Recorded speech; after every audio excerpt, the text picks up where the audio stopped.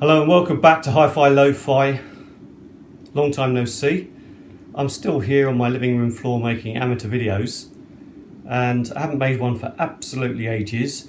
But what's prompted me to do it is I was trying to sort out the hi-fi equipment that you can see behind me, and I remembered there was something missing from my collection. Something that I've had for a while. I've been sitting on it for a while. It's still boxed. I've yet to unpackage it, and it's this beauty here.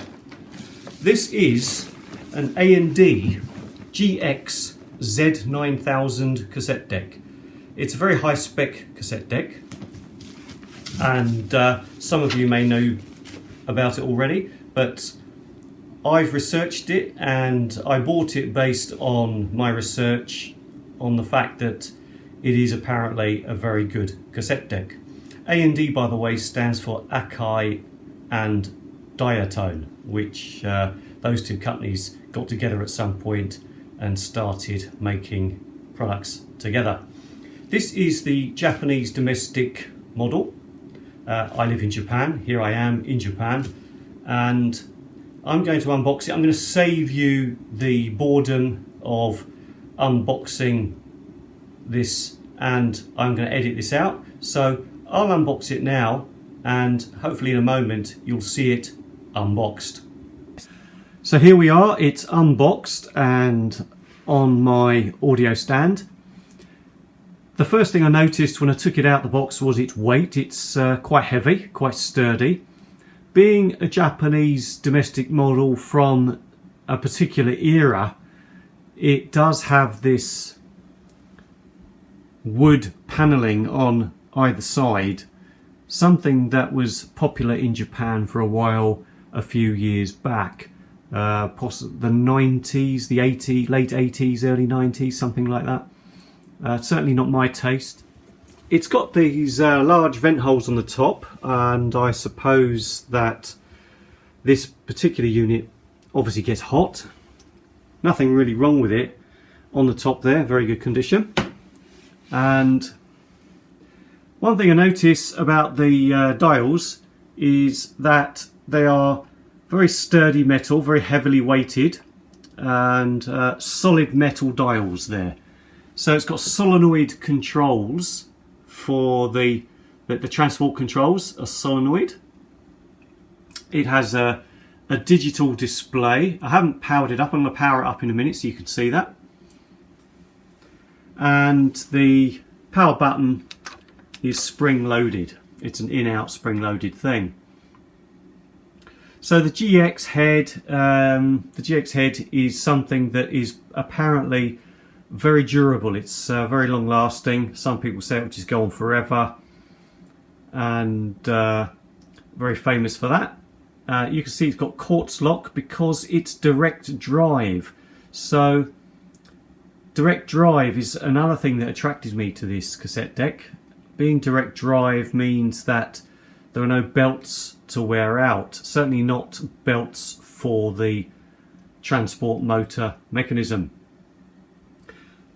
Being that it's got solenoid controls, and the eject is also a solenoid control, so I can't open it while it's switched off because the eject is also electronically controlled with solenoid switches. So there we are. I'll plug it in and see what it looks like. Okay, it's plugged in. Let's power it up. Okay, right, there we are. Rather attractive display. I have to say I do have a penchant for the good old-fashioned VU meters. Just a quick sidetrack. This is a 1974 Victor cassette deck that is just so beautiful in my opinion, and I do love these VU meters. However, I still like the old school digital meters as well. Not a problem whatsoever, still beautiful. I have to say I do think that this is a rather beautiful looking machine. I think it looks lovely. So what have we got? if you can see that, we've got a timer record switch. There we are. The headphone jack socket, headphone socket. What do we got here? 3-head closed loop double capstan direct drive. There we are. Lovely, lovely jubbly. Super GX, that's the head material, that's the head type, and a raise head, a record head and a playback head. I know that much. Certainly the playback head will be the GX. I don't know whether the record head is. Of course the erase head will be a kind of electromagnet. Stereo cassette deck GX-Z9000. Sounds a little bit like an old school motorbike, doesn't it? Like a Kawasaki or something. So we have the noise reduction buttons. We have noise reduction off,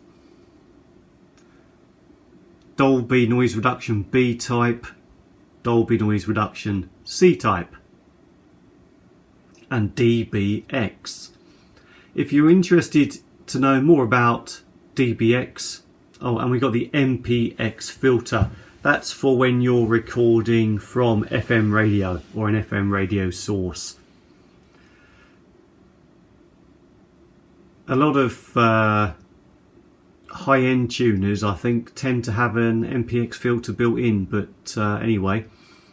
DBX is another noise reduction system. It was less common than Dolby, and it was used a lot by professionals. And what I'll do is I'll post a link to a Wikipedia article in the description below for some of these.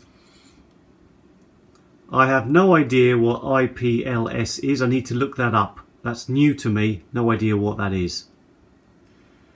Counter buttons, reset, well, that'll just reset it to 0.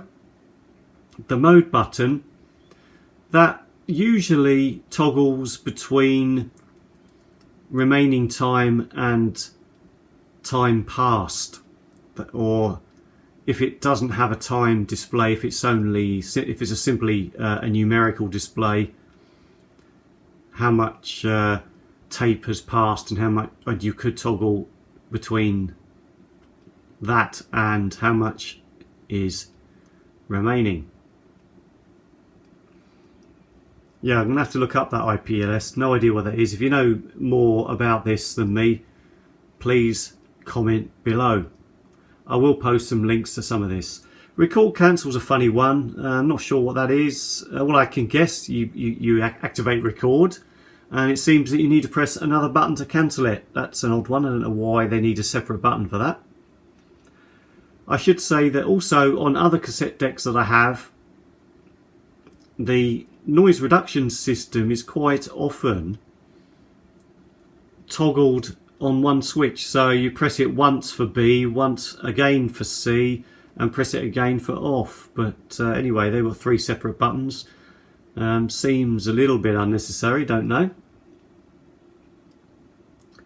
Auto mute, not sure what that is. I can probably guess that auto mute is something to do with the record mode, and maybe, I don't know, I'm going to have to look that up. I'm not even going to try to guess on this video. Monitor, tape or source. That's when you're recording, you can toggle between listening to what the tape is recording or what you're recording from. The source is what you're recording from. So that can be useful if you want to know exactly how it's going to sound on the tape. That, as far as I know, that is something that is only possible with the 3-head system. Correct me if I'm wrong, but I think only a 3-head system allows for that. So manual record dial. As I said, these are very sturdy metal dials. The manual record dial, there's no automatic preset record here. There's nothing automatic. It's fully manual. The balance, of course, just goes between the left and right channels when you're recording. The bias, yes, I'm going to have to look into that, because I've never had to manually adjust bias on a cassette deck before. So that's a new one for me. I know what it means, but I just don't know. I need to look into it. I need to know more about it.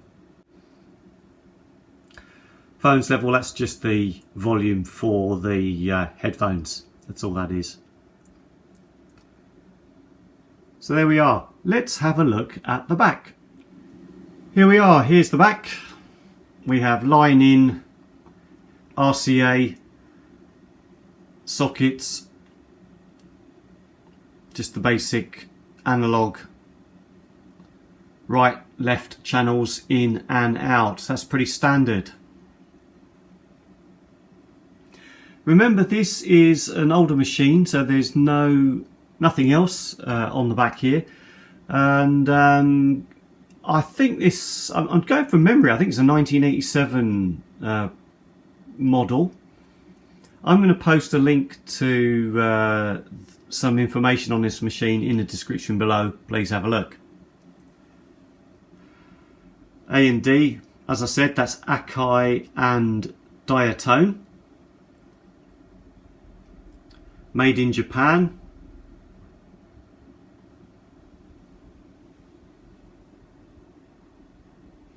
And some Japanese information. Wired in mains cable. 100 volt because we are in Japan. You can see there it works on 50 or 60 hertz. Just for the record, half of Japan runs on 50 hertz, half runs on 60 hertz for some crazy reason. Well, there's a lesson in Japanese history there somewhere if you're interested. So I was just showing you really what it looks like and a brief description. Check out the description below for more information. I'll put some links there. So there we are, the A&D GX-Z9000.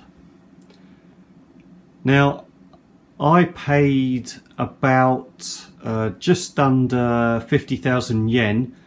Not sure what that is in your money. I know, although I'm British, I do know that in American dollars that's under $500, which may seem like a lot of money to some people for a 33-year-old cassette deck, but it is, I think, a pretty good one. I haven't actually played a cassette on it yet, have I? You're seeing it as I've seen it for the first time myself. So the next video about this particular cassette deck will be me playing a tape on it and telling you what it's like to play cassettes on and indeed record on. So that remains to be seen yet. But I think for something of this age and quality and reputation in such good condition, I mean, it's absolutely amazing. As I said, it's almost mint, just bar this very minor scratch on the record button. Apart from that, if you discount that, it is in absolute mint condition. It's a real good find. And I was in two minds on whether to sell it on and try and make some money out of it and maybe sit on it for a while, but I just could not resist the temptation to open it up and use it. And the next stage is to connect it up to the amp. There's the amp down there. Oh, that's one of the amps anyway.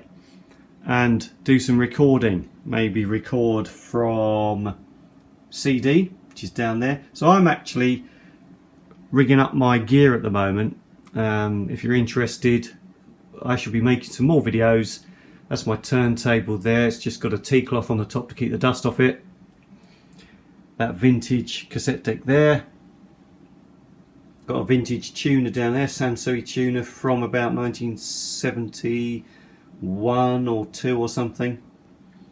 That's a new amp, by the way, new Yamaha amp.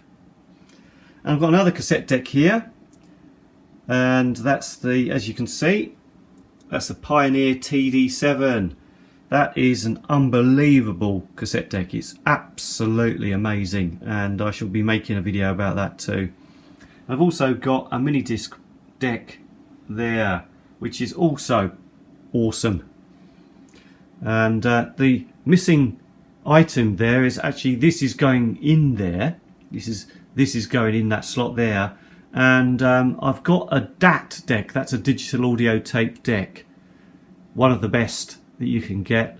More on that in another video. This has been HiFi Lo-Fi.